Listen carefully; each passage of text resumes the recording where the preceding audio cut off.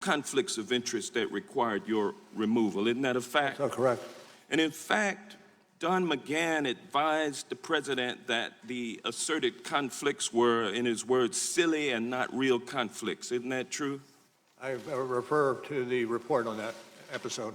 Well, page 85 of volume 2 speaks to that.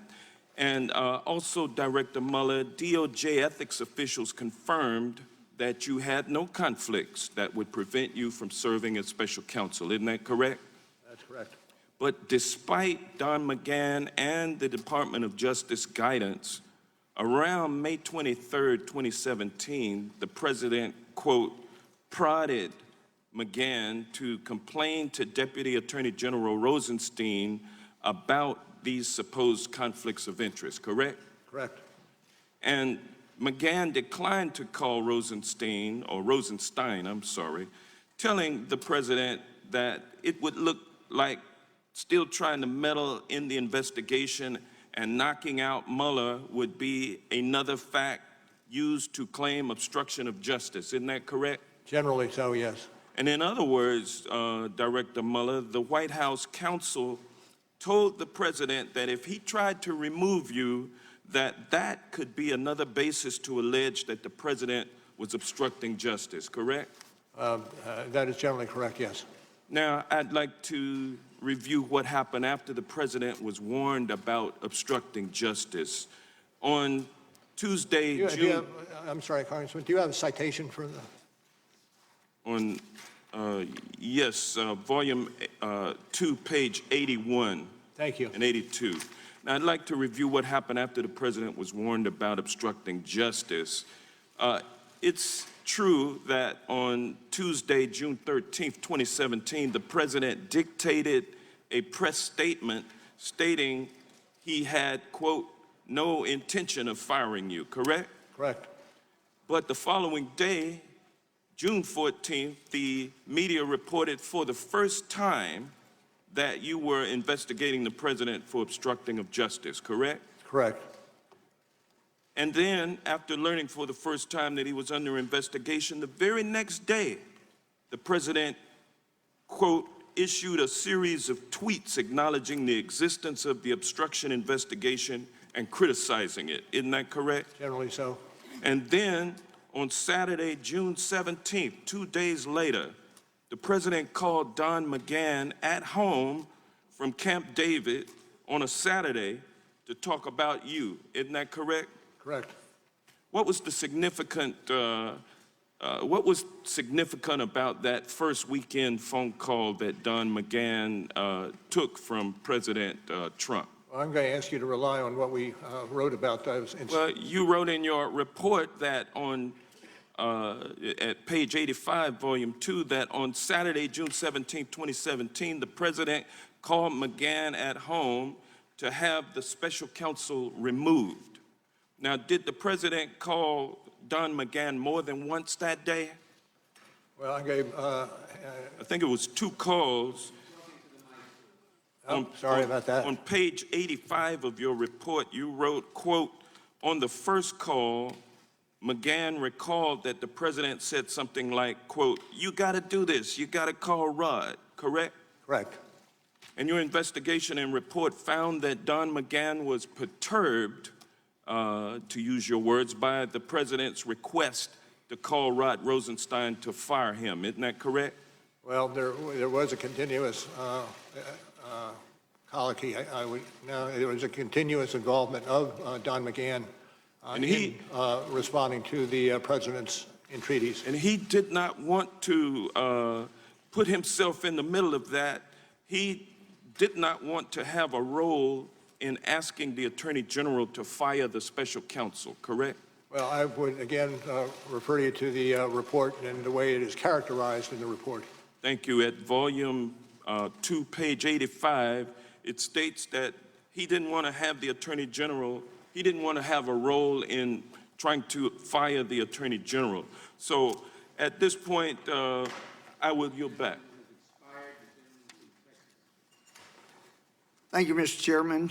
Mr. Mueller, well, first, let me ask a unanimous consent, Mr. Chairman, to submit this article Robert Mueller unmasked for the record. Without objection. Now, Mr. Mueller, who wrote the 9-minute comments you read at your May 29th press conference? I'm not going to get into that. Okay, so that's what I thought. You didn't write it. A 2013 puff piece in the Washingtonian about Comey said basically when Comey called, you drop everything you were doing. It gave examples. You're having dinner with your wife and daughter. Comey calls, you drop everything and go. The article quoted Comey as saying, if a train were coming down the track, and I quote, at least Bob Mueller will be standing on the tracks with me.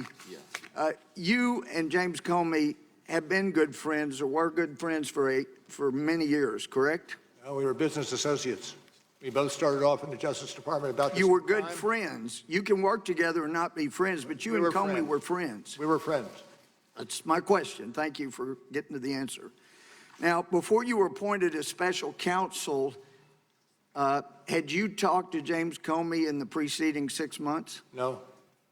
When you were appointed as special counsel, was President Trump's firing of Comey something you anticipated investigating, potentially obstruction of I'm not justice? going to get into that. That's internal deliberations in the Justice Department. Actually, it goes to your credibility, and maybe you've been away from the courtroom for a while. Credibility is always relevant. It's always material, and that goes for you, too. You're a witness before us. Let me ask you, when you talked to President Trump the day before he appointed you, or you were appointed as special counsel, you were talking to him about FBI director position again. Did he mention the firing of James Comey? Not as a candidate. I was asked. Did he mention the firing of James Comey in your discussion with him? Cannot remember. Pardon? Cannot remember. Don't believe so, You but don't- I'm not going to be specific. You don't remember. But if he did, you could have been a fact witness as to the president's comments and state of mind on firing James Comey. I suppose that's possible. Yeah. So most prosecutors want to make sure there's no appearance of impropriety. But in your case, you hired a bunch of people that did not like the president.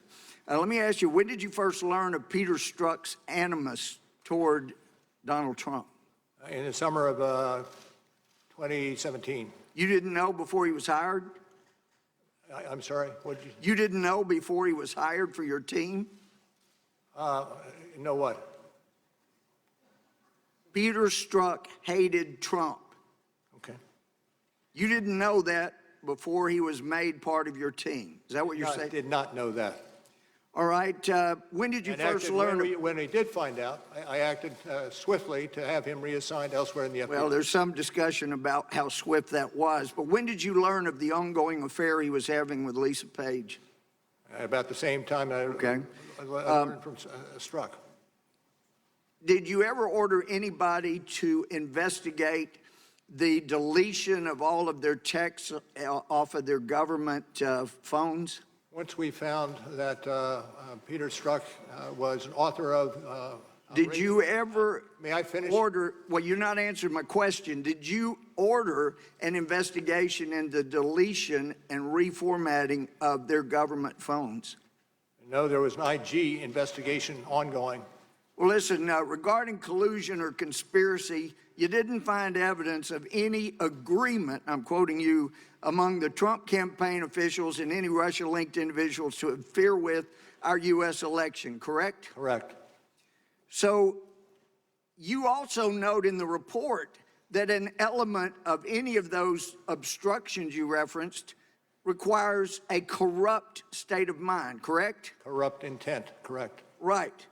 And if somebody knows they did not conspire with anybody from Russia to affect the election, and they see the big Justice Department with people that hate that person coming after them, and then a special counsel appointed who hires dozen or more people that hate that person, and he knows he's innocent.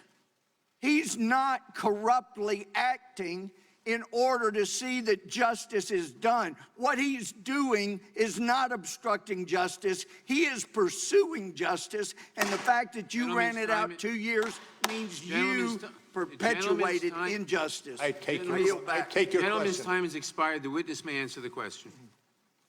I take your question. The gentleman from Florida. Director Mueller, I'd like to get back to your findings covering June of 2017. There was a bombshell article that reported that the President of the United States was personally under investigation for obstruction of justice.